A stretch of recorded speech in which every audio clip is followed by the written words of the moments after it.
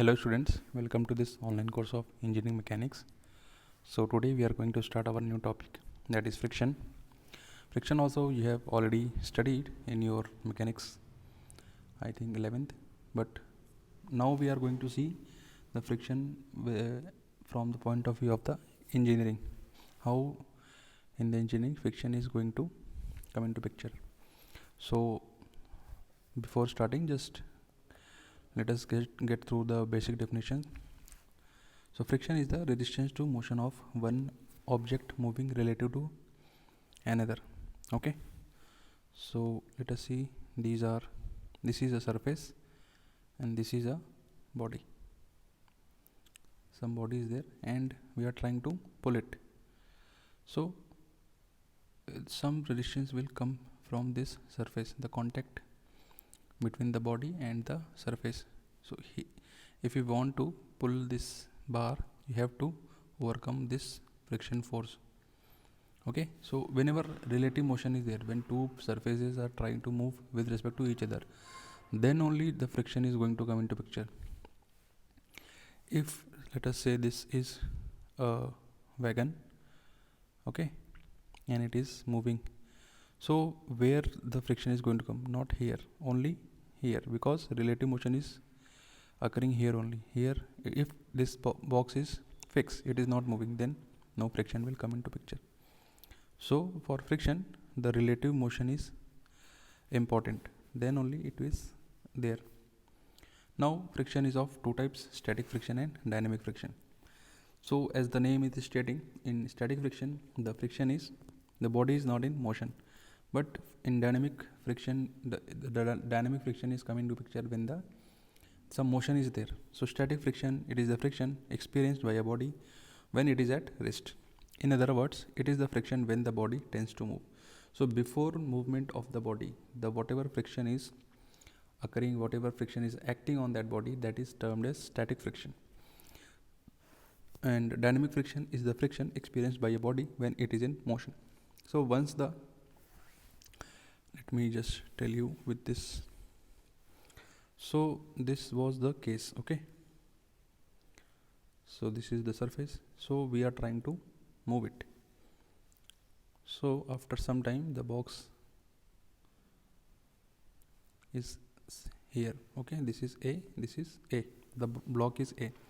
So before the movement, whatever friction was there, that was static, but during motion also some kind of friction is there from this surface.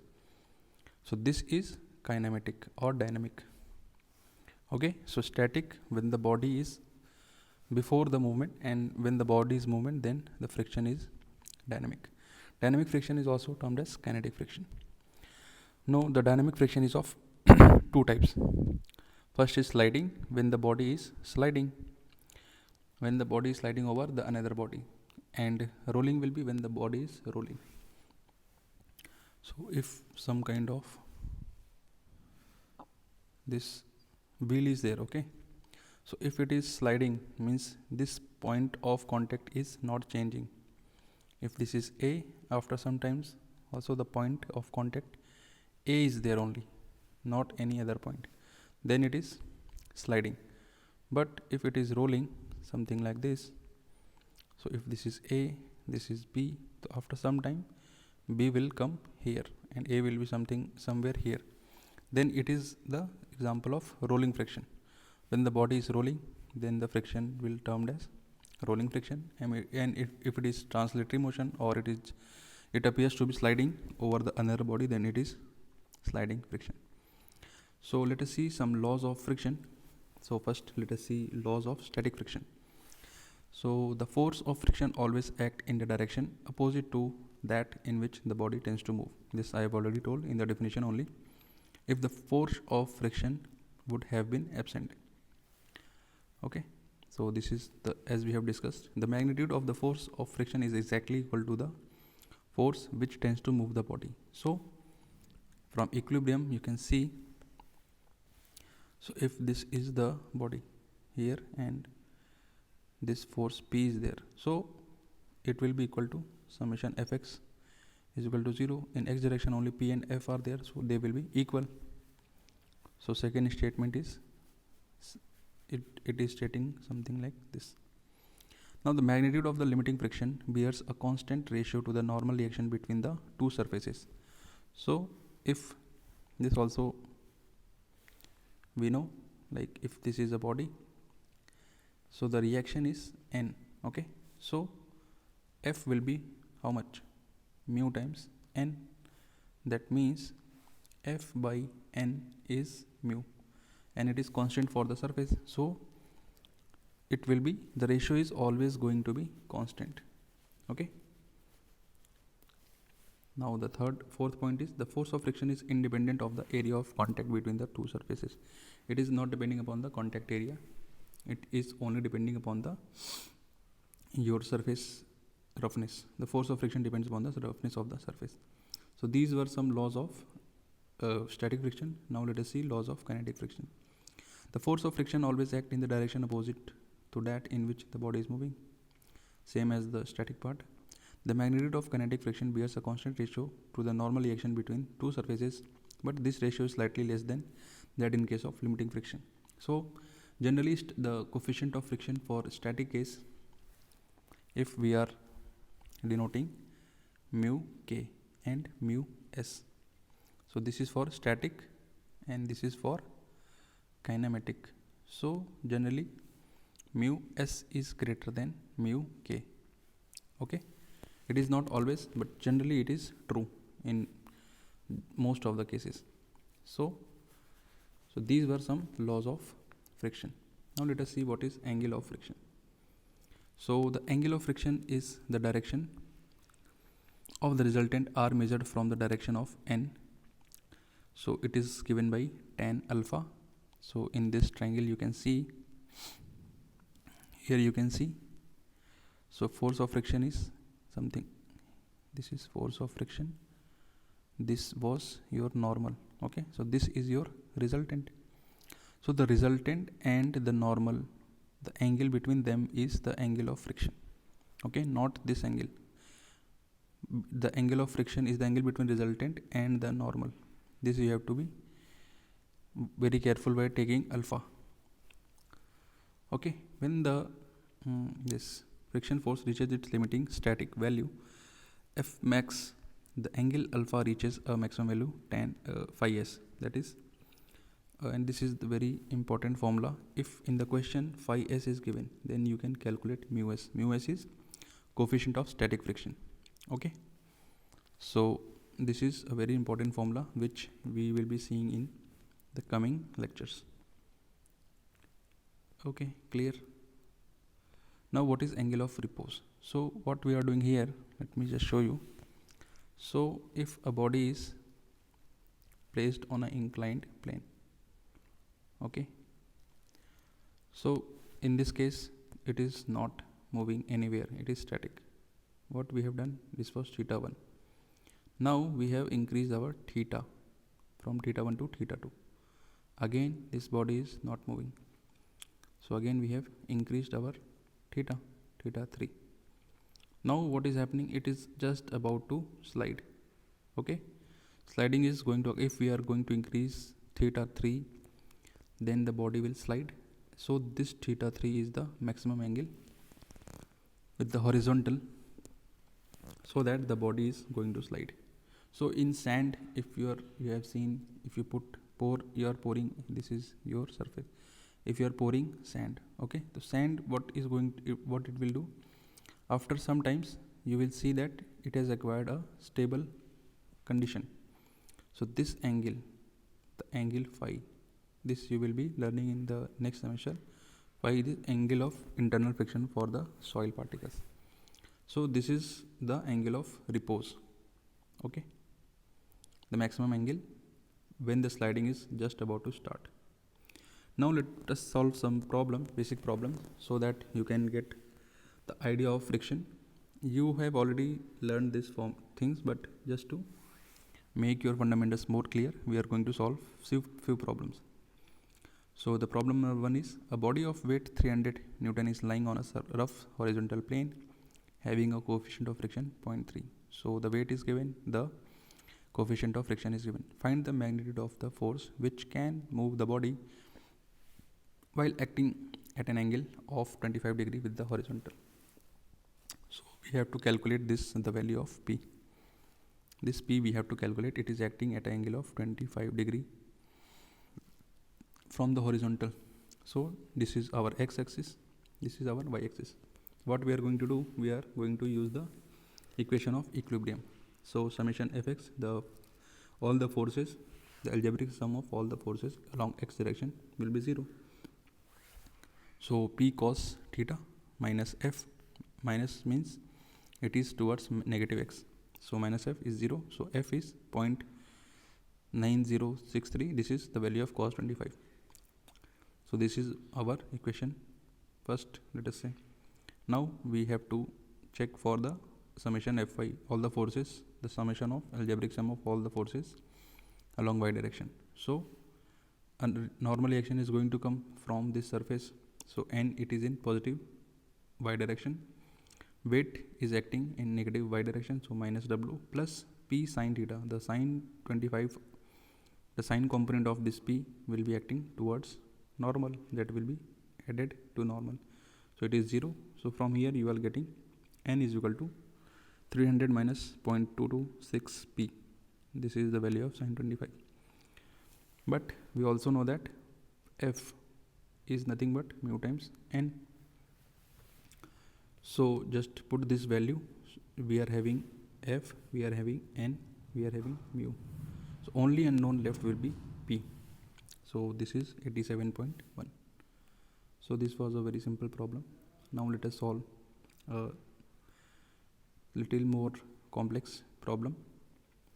So a body resting on a rough horizontal plane required a pull of 180 Newton inclined at 30 degree to the plane just to move it. So in first case, a pull of 180 Newton at an inclination of 30 degrees applied and the body is about to move. Now it was found that a push of 220 Newton inclined at same angle 30 degree to the plane just moved the body. Determine the weight of the body and the coefficient of friction. So here weight is also not given and mu is also not given. So we have to calculate. So two cases are there. sorry for that. Two cases are there. So case number 1 is 180 Newton pull. Pull of 180 Newton is applied at an angle of 30 degree. Now along x-axis what we are going to do, same equation of motion, equation of static equilibrium. So summation fx is equal to 0, summation fy is equal to 0. So here only two forces are there, F1 and 180 pull component of 180 along horizontal. So F is this value and normal will be N1. In first case we are taking N1 as a normal. So N1 is W minus 90 Newton. Okay. But F1 is also mu times N1. So F1 will be mu times W minus 90 or 155. We are putting the value of F1 simply. So this is our equation number 1. Now what is case 2? Case 2 is push of 220 Newton is applied at the same angle. So nothing is going to change, just the direction of F will be changing because the body is trying to move along this side. So friction will oppose it. So it will act opposite to this direction. Again you are having F2, we are having N2. Now also N2, F2 is mu times N2. So we are having two equations. So we are having two unknowns. So mu we can eliminate by just dividing these two equations. So mu will be eliminated and W is coming out to be 991.2 Newton. So just put this W in any of the values, any of the equations, you will get mu. Clear? So try to solve this problem without seeing the solution. Now let us see when there are more than one block, the combination of blocks are there.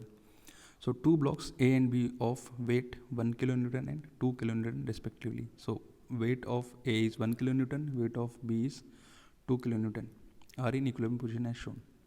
If the coefficient of friction between the two blocks as well as the block and the floor is 0.3, find the force P required to move the block B. So for friction problems, what you have to do first, we have to draw the free body diagram as we have drawn here. So for block A, the tension from this rope will be there, this normal from the block B will be there, weight is there, and the friction. Okay, friction is along negative x-axis. Clear? Why? Because we are pulling from here, so body will try to move along this side, so friction will oppose it and it will act opposite to this direction. Now because these two blocks are connected, so we have to check. So weight will be 2 kilonewton and one normal, this action reaction pair will also be there, so here it is upward, so here will be downward. P is, we have to calculate, normal from the surface is N2, F1 action reaction pair, and F2 for this surface and the block B. So if we are able to understand this free body diagram, then this problem is very simple for you.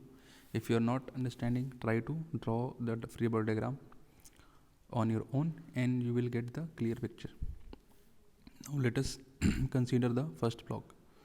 So for first block, what we have to do, we have to do only summation of x is equal to 0 and summation of y is equal to 0. So from here we will have the equations. We are having two unknowns basically. If we are able to find n1 and n2, there are only two unknowns, t and p. So let us see how we are going to do that. Now the summation from here, f1 we are having two unknowns, so we are having t, and here only t is unknown actually. Okay, t is unknown here, so what we are going to do, we will make equation like this. So t cos 30 is equal to f1 and t sin 30 is equal to 1 minus n1. So t is on the left hand side, just divide it to eliminate it. We will be having tan or cot, whatever is the ratio depending on the ratio, and from here only n1 will be unknown, so directly we are getting n1 as 0.85 kilonewton. So f1 will become mu times n1, that is 0.255. So this was block A. Now let us see for block B. So only f1 and p2 are unknown, so directly from this equation n1 we are having, so n2 2 plus n1, so n2 we are having, so f2 also we can calculate mu times n2. Okay, and f2 is known, so p is also calculated as 1.11 kilonewton. So these are very basic problems. You are free to solve. I would recommend to solve at least 20-30 problems for friction, then only you will get the clear picture about this topic. Now let us try to solve this problem for inclined planes. A body of weight 500 Newton is lying on a rough plane inclined at an angle of 25 degree with the horizontal as shown in the figure. It is supported by an effort P parallel to the plane as shown. Determine the minimum and maximum value of P for which the equilibrium can exist if the angle of friction is 20 degree. Okay, so weight is 500 Newton, angle of inclination is 25 and angle of friction is 20 degree. So angle of friction, from here we will calculate the mu, that will be tan 20. Okay, so we know that for the minimum value of P, the body is at the point of sliding downwards. So when the body is about to slide downwards, then the P will be minimum, because P is not able to handle its weight and it is sliding downwards. So P1 will be 46.4. Just put the values in the formula and you will get. Now for maximum value, what we have to do, we have to check when the body is starting sliding upwards, that will be the maximum value of P. Why it is maximum? Because it is overcoming the maximum frictional resistance and also the downward weight component along the plane. So that will be the maximum value. So from this formula you can get the value of P2, that is the maximum pull, the maximum effort. So these were some problems for you. In the next lecture we will be seeing the application of the friction, where we are using from engineering point of view. So like wedges are there for lifting heavy weights, pulleys, you have seen pulleys, belt, flexible belts, there we are having friction, and ladder also. Ladder is it is standing due to friction force only. So we will solve some problems. and try to understand more clearly. So this is all for today. Thank you.